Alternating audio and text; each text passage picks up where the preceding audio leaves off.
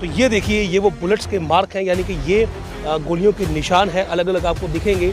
और वो देखिए कि कितना हैवी फायर जो था वो असॉल्ट राइफल से किया गया। वहाँ पर करीब 1 से 2 लोगों की हत्या वहाँ पर की गई। और वहाँ हत्या करने के बाद इस रास्ते से आतंकी जो हैं वो नीचे लौटे हैं और फिर इस घर में आतंकी जो है वो आते हैं। सामने एक हरे रंग का घर आपको दिख रहा होगा, उस घर में एक शख्स बाहर खड़ा था, उस पर फायर करते हैं और इस फायरिंग में उसकी मौत होती है। इस घर से जो बालकृष्ण था उसने वीडीसी की बंदूक के जरिए फायर किया, लेकिन बालकृष्ण ने इस घर से फायर किया और आतंकियों को लगा कि शायद किसी के पास हथियार मौजूद है या फिर सेना या पुलिस की तरफ से रिस्पॉन्ड किया गया है, तो आतंकी जो थे वो भाग निकले। मैं सर उसी स्पॉट पर मौजूद हूँ और ये देखिए यहाँ पर वो आईईडी यानी कि इम्प्रोवाइज एक्सप्लोसिव डिवाइस जो था वो आतंकियों ने लगाया था, जो कि यहाँ पर एक्सप्लोड हुआ और उसके एक्सप्लोजन से देखिए कि ये सीमेंटेड जो फर्श था ये भी टूट चुका है। इतनी बुलेट्स जो हैं वो एक साथ यहाँ पर फायर की गई। ये छेद जो आप देख रहे हैं ये बुलेट से बने हैं लोहे के गेट में, और इसी प्रकार से ये दूसरा गेट है, इस पर भी अगर आप देखेंगे तो ये सारे बुलेट मार्क्स हैं। अन्यथा ये जो घर आप देख रहे हैं, ये जो गांव आप देख रहे हैं, आतंकी इसी गांव में घुसने की फिराक में थे और अगर वो यहाँ पर घुस जाते तो 30 से 40 कैजुअलिटीज मौतें जो थी वो और हो जाती। और आप गन लाइसेंस तो दीजिए ताकि ये अपना वेपन रखे, अपनी सुरक्षा आप कर सके। ये केवल डांगरी का नहीं, जम्मू कश्मीर के हर इलाके में हिंदुओं की मांग है कि गन लाइसेंस जल्द से जल्द दिए जाए। वीडीसी से हथियार वापस ले लेना, उन्हें डिसआर्म करना, फिर मॉनिटरीली उन्हें पनिश करना, सैलरीज उनकी 4-4, 5-5 साल से रोक के रखना। लेकिन मेन जो हमारा डिमांड है वो डिमांड ये है कि हमारी वीडीसी जो है उसको जो है इमीडिएट जो है कि डोडा के पैटर्न, डोडा डिस्ट्रिक्ट के पैटर्न के ऊपर यहाँ पे भी एम्पावर किया जाए। राजौरी के डांगरी में 1 जनवरी की रात को किस प्रकार आतंकी हमला हुआ, क्या उस समय का मंजर था, यही जानने के लिए मैं आज डांगरी पहुंचा हूं। और इस समय मैं उस घर में खड़ा हूं जहां पर एक बाप बेटे की हत्या कर दी गई आतंकियों के द्वारा।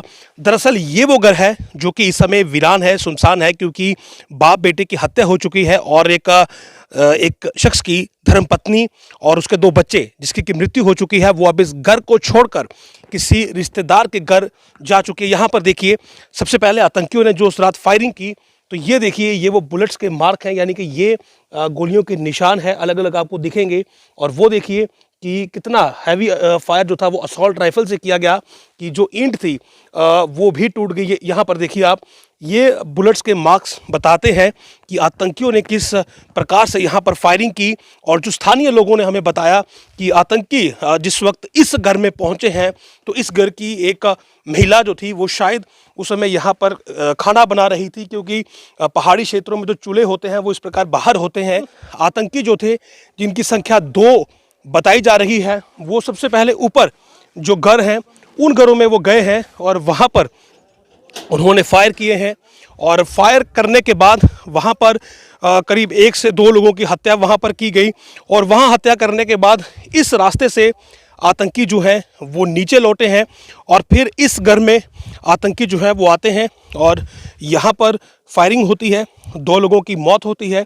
और मौत के बाद आतंकी जो है वो सीधा नीचे की तरफ लौटते हैं, इसी रास्ते से जो इस समय आप देख रहे हैं।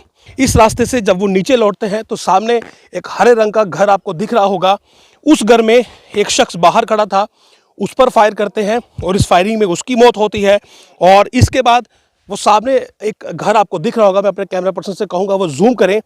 इस घर से जो बालकृष्ण था उसने वीडीसी की बंदूक के जरिए फायर किया और उसके 2 फायर जो थे वो सामने उस हरे घर के पास जो बुलेट्स हैं वो पहुंचती हैं और वहां आतंकियों को ये लगता है कि वो भी किसी की फायरिंग रेंज में है और उन्हें अब यहाँ से भाग जाना चाहिए।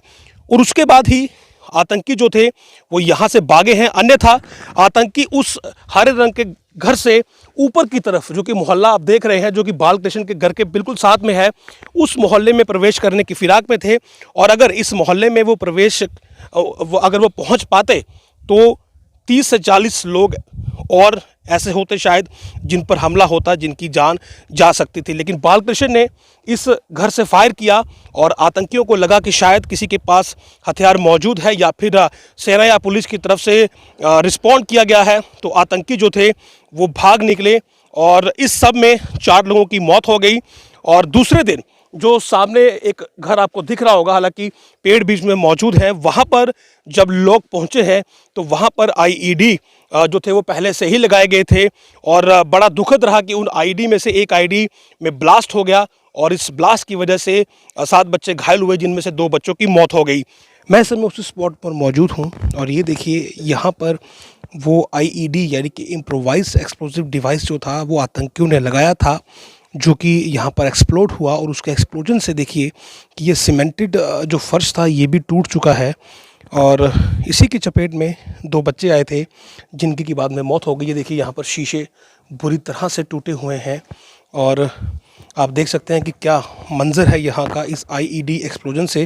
तो ये वो स्पॉट है मुख्यतः जहाँ पर आईडी ब्लास्ट होता है। और इस घर में पहले रात को हमला होता है, रात को अटैक होता है, एक शख्स इस घर में मारा जाता है।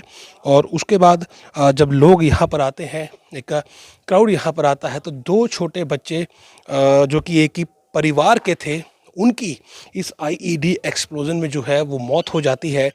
डांगरी में आतंकी किस प्रकार फायरिंग कर रहे थे, इसका प्रमाण जो है वो यहाँ पर देखिए। ये एक घर है जहाँ पर एक शख्स की मौत हुई और यहाँ पर आप बुलेट मार्क देखिए कि ये लोहे का गेट है और इसमें करीब 15 से 16 जो बुलेट्स हैं वो फायर की गई हैं। ये देखिए ये सभी बुलेट मार्क्स हैं। और ये दूसरा गेट है, यहाँ पर भी देखिए ब्रस्ट जो था वो यहाँ पर आतंकियों ने, जो उनके पास AK-47 असॉल्ट राइफल थी, उससे यहाँ पर फायर किया। और ये देखिए दीवार पर भी अंदर गोलियाँ जो है वो लगी हैं। तो यहाँ आतंकी जिस वक्त पहुँचे, यहाँ से अगर आप देख पाएंगे तो आपको साफ दिखेगा कि कितनी बुलेट्स जो हैं वो एक साथ यहाँ पर फायर की गई। ये छेद जो आप देख रहे हैं ये बुलेट से बने हैं लोहे के गेट में। और इसी प्रकार से ये दूसरा गेट है, इस पर भी अगर आप देखेंगे तो ये सारे बुलेट मार्क्स हैं। यानी कि ब्रस्ट जो था वो यहाँ पर चलाया गया आतंकियों के द्वारा, जिनकी संख्या 2 थी उस समय। और बालकृष्ण जो थे, जिस वक्त उन्होंने देखा कि इस घर में फायरिंग हो रही है तो उन्होंने ठीक सामने से फायर यहाँ पर किया। और उसी फायर की वजह से जो आतंकी थे वो यहाँ से निकलकर इस और नीचे की ओर भागे हैं। अन्यथा ये जो घर आप देख रहे हैं, ये जो गांव आप देख रहे हैं, आतंकी इसी गांव में घुसने की फिराक में थे। और अगर वो यहाँ पर घुस जाते तो 30 से 40 कैजुअलिटीज, मौतें जो थी वो और हो जाती। देखिए आज मैं और मेरी टीम पूरी यहाँ पर डांगरी के दौरे पे थी। जिस प्रकार की घटनाएं आपने ये सिचुएशन यहाँ की देखी है, एक एक घर का आपने भी निरीक्षण किया, हमने भी घर वालों से मिले हैं, उनकी बातें सुनी हैं, उनका दुख दर्द बांटा है हमने। लेकिन देखिए जो जाने गई हैं वो वापस तो नहीं लौट सकती और ना ही उनकी कोई कीमत लगा सकता है। लेकिन हम उनके साथ बैठकर उनका दुख दर्द बांट कर उनको सांत्वना देने का काम जो है वो करने यहाँ पर आए थे। लेकिन यहाँ की सिचुएशन सुनकर हम बड़े हैरान हैं कि जिस प्रकार से इस घर से पहले आतंकवादी ऊपर चढ़े हैं, यहाँ से फायरिंग की है, 2 की हत्या करने के बाद वो उसके बाद इस घर के अंदर फायरिंग की है। ये दूसरा घर साथ में है, उसके बाद तीसरा घर नीचे सतीश कुमार जी का है, वहाँ पर फायरिंग की है, उसके साथ वाले घर में उन्होंने फायरिंग की है। और उसके बाद जो है वो पार जो बड़ा मोहल्ला है जिसके अंदर काफ़ी संख्या में लोग रहते हैं, उस घर में घुसने की फिराक में थे। अगर नहीं वहाँ से BDC के पूर्व सदस्य एक बालकृष्ण जी अगर फायर नहीं करते तो शायद ये जान माल का नुकसान ज़्यादा हो सकता था। हम अप्रिशिएट करेंगे और सरकार से निवेदन भी करेंगे कि बालकृष्ण जी को उचित इनाम देकर अप्रिशिएट करें, ताकि आने वाले दिन में समाज के अंदर ऐसे लोग जो हैं, जुझारू लोग सामने नजर आए और वो लड़ने का जज्बा जो है हमारे लोगों के अंदर पैदा हो। का कहना है कि RR पहले यहाँ पर थी, लेकिन उसके बाद यहाँ दूर दूर तक कहीं सुरक्षा कर्मी कोई नहीं दिखता, ना कोई चौकी है, ना कोई पैरामिलिट्री फोर्सेस का कोई भी व्यक्ति जो है वो यहाँ पर ना तो कोई चौकी बनाई हुई है। तो इनकी मांग थी कि यहाँ पर चौकी जो है वो स्थापित की जाए, जिसकी मांग को प्रशासन ने मानना है और यहाँ पर पैरामिलिट्री की एक चौकी जो है वो बनाने के उन्होंने आश्वासन दिया।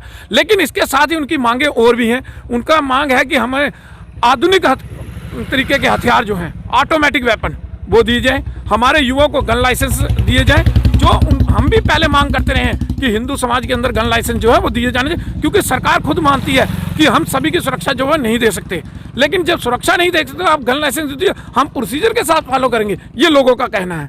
तो इसलिए प्रोसीजर के साथ ये फॉलो करेंगे और आप गन लाइसेंस तो दीजिए ताकि ये अपना वेपन रखे, अपनी सुरक्षा आप कर सके। ये केवल डांगरी का नहीं, जम्मू कश्मीर के हर इलाके में हिंदुओं की मांग है कि गन लाइसेंस जल्द से जल्द दिए जाए।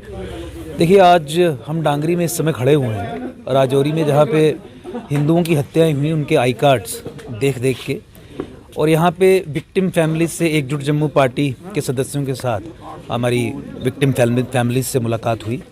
एक बहुत अनफॉर्चुनेट सिचुएशन यहाँ पे बनी हुई है, जहाँ पे हिंदू नरसंहार जम्मू कश्मीर में लगातार निरंतर जारी है। 1 जनवरी 2023 को ये रिसेंट मैसेकर हुआ, जो एक ग्रिम रिमाइंडर है कि जम्मू कश्मीर में हिंदू हत्याएं, हिंदू नरसंहार रुका नहीं है। इसके साथ ही जब परिवार के सदस्यों से बातचीत हुई तो उनका ये कहना था कि जिस तरीके से सरकार कैजुअल तरीके से स्टेट ऑफ टेररिज्म को यहाँ पे जम्मू कश्मीर में देख रही है, वो एक प्राइमरी रीज़न है, रिस्पॉन्सिबल रीज़न है इस तरीके की हत्याएं होने का। वीडीसी से हथियार वापस ले लेना, उन्हें डिसआर्म करना, फिर मॉनिटरीली उन्हें पनिश करना, सैलरीज उनकी 4-4, 5-5 साल से रोक के रखना। दूसरा बड़ा कारण हमें यहाँ पे आके लोगों से बात करने के बाद पता चला कि इन हत्याओं के पीछे जो कारण है उसका एक अनफॉर्चुनेट सिचुएशन है। देखिए, हमने जम्मू में रहते हुए भी ये बात कही थी कि जहाँ पे कॉन्स्टिट्यूशनल हेड्स, आपके head of the state on record हों पर्दा डालने पे, तो उस देश में, उस प्रदेश में सुरक्षा जो है वो किस तरीके से सुनिश्चित हो पाएगी। एक जिहादी समस्या को एक सेक्युलर गाइज पहनाने का प्रयास करना एलजी के द्वारा, ये कह के कि जम्मू कश्मीर में जो हिंदुओं की हत्याएं हुई हैं उन्हें धर्म के एंगल से मत देखिए, मुझे लगता है कि एक बहुत बड़ा कारण है इस तरीके की हत्याओं की निरंतरता में। हमने उस दिन भी कहा था कि देखिए, हमें लोगों को चिन्हित करना पड़ेगा। जो हिंदुओं को जम्मू कश्मीर में थ्रेट्स हैं, जिहाद का जो थ्रेट है, जो सीरियस सर्वाइवल और एग्जिस्टेंशियल थ्रेट है, उस थ्रेट के प्रति जो नॉलेज को ऑब्स्ट्रक्ट करने का काम कर रहे हैं उनको चिन्हित करना पड़ेगा। और आपने देखा कि जो भी लोग झूठ बोल रहे हैं जम्मू कश्मीर में इस तरीके का कि जिहाद एक मिथ है, हिंदूज टारगेट नहीं है, धर्म के आधार पर इन किलिंग्स को मत देखिए, ये वही लोग हैं जो इस नॉलेज को ऑब्स्ट्रक्ट कर रहे हैं, knowledge about the threats that we face. और मुझे लगता है कि इस विषय को बहुत सीरियसली लेना चाहिए। 3 दिन पहले यहाँ पर इंसिडेंट हुआ जिसमें हमारे जो 6 नौजवान जो थे वो उनके कत्ल हो गए, डेड हो गए। तो आज जो है इस इलाके में मैं कहूँ सिक्योरिटी के हिसाब से तो आज एक कंपनी जो है वो आई है। हम धन्यवाद करना चाहते हैं एलजी एडमिनिस्ट्रेशन का कि जिनको हमने डिमांड्स दी थी, लेकिन ये हमारी पहली डिमांड जो है उन्होंने फुलफ़िल की। और हमें पूरे यकीन है कि साथ ही साथ हमारी नंबर 2 पे डिमांड थी कि वीडीसी को एम्पावर किया जाए। जब तक वीडीसी एम्पावर नहीं होगी, जो लेटेस्ट जो अभी उनका जो मिलिटेंट कर रहे हैं, वो पहले था कि डायरेक्टली वो जाके फोर्सों के ऊपर या भीड़ भाड़ इलाके में करते थे, लेकिन आजकल वो सिंगल टारगेट करना शुरू कर गए। हिंदू एरिया को खास करके वो आधार कार्ड देख कर वो किलिंग करना शुरू कर गए। तो उसमें सबसे ज़रूरी जो है, मेन जो हमें रिक्वायरमेंट थी कि वीडीसी को एम्पावर किया जाए। तो हमें लगता है कि जल्दी से जल्दी उन्हें 7 दिन का टाइम लिया था, आज 3 दिन हो गए। वैसे तो पुलिस एडमिनिस्ट्रेशन ने भी आज अच्छा काम किया है कि हम यहाँ पर आए हैं, अपने एक कैंप भी लगाया गया वीडीसी द्वारा, जिसमें अवेयरनेस कैंप लगाया गया और उसमें इंस्पेक्शन भी की गई जो वेपन्स थे, और एम्यूनिशन को भी चेंज किया गया। मैं एसएसपी राजौरी का भी और एडीजीपी मुकेश सर का भी बहुत बहुत धन्यवाद करता हूँ, क्योंकि जिस तरह से ये इंसिडेंट हुआ, आज 5 दिन हो रहे हैं वो यहाँ ही बैठे हुए हैं, और डीजीपी भी यहाँ पर ही बैठे रहे। डीजी साहब का धन्यवाद करना चाहूँगी, बराबर कंट्री बैठे रहे। लेकिन मेन जो हमारा डिमांड है वो डिमांड ये है कि हमारी वीडीसी जो है उसको जो है इमीडिएटली जो है कि डोडा डिस्ट्रिक्ट के पैटर्न के ऊपर यहाँ पे भी एम्पावर किया जाए। तो इस पूरे गांव में अभी भी सन्नाटा है, लोग इस बात को लेकर काफ़ी ज़्यादा चिंतित हैं कि आतंकी अभी भी खुले घूम रहे हैं, वो पकड़े नहीं गए हैं। क्या उनका अगला टारगेट होगा? क्या वो इस प्रकार का खूनी खेल दोबारा से खेलने की सोच रहे होंगे, और क्या दोबारा इस गांव को इस प्रकार का दर्दनाक मंजर देखना पड़ेगा? इन सब सवालों के चलते यहाँ पर सन्नाटा शाम को ही हो जाता है। कई घर अब खाली हो चुके हैं और लोगों के दिलों में दहशत का माहौल है कि आखिर ये आतंकी करना क्या चाहते हैं, क्योंकि ये आतंकी पहले भी आर्मी गेट के पास 2 लोगों की जान ले चुके थे और उसके बाद अब ये बड़ा हमला यहाँ पर